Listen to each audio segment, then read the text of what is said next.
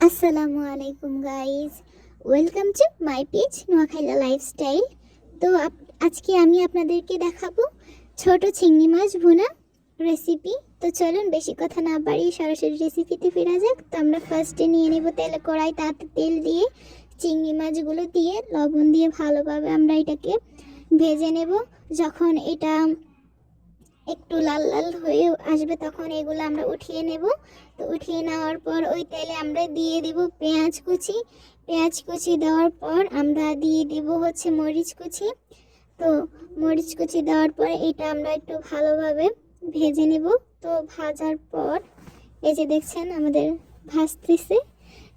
তো ভালোভাবে এটা যখন ভাজা হয়ে যাবে তখন আমরা দিয়ে দিবে এখানে টমেটো কুচি দেওয়ার পর এটাকে আবারও কিছুক্ষণ ভেজে নেব।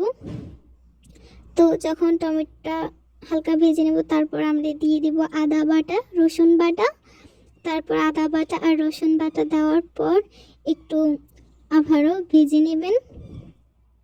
তো ভেজে নেওয়ার পর আমরা এখানে দিয়ে দিব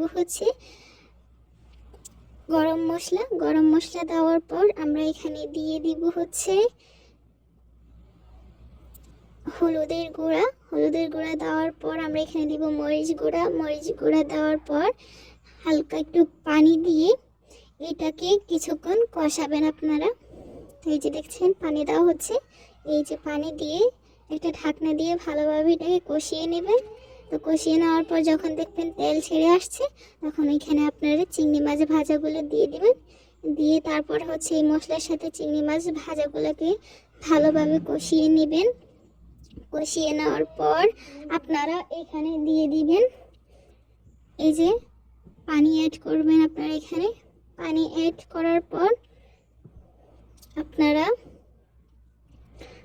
একটা ঢাকনা দিয়ে এটাকে ভালোভাবে কষিয়ে নেবেন, মানে ঝোলগুলো যাতে হয়ে যায়, ভুনা হয়ে যায়। এই যে দেখছেন আমাদের ঝোল ভুনা হয়ে গেছে।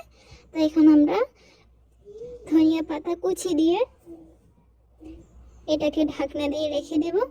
তো দেখুন আমাদের মজাদার চিংড়ি মাছ ভুনা হয়ে গেছে, রেডি।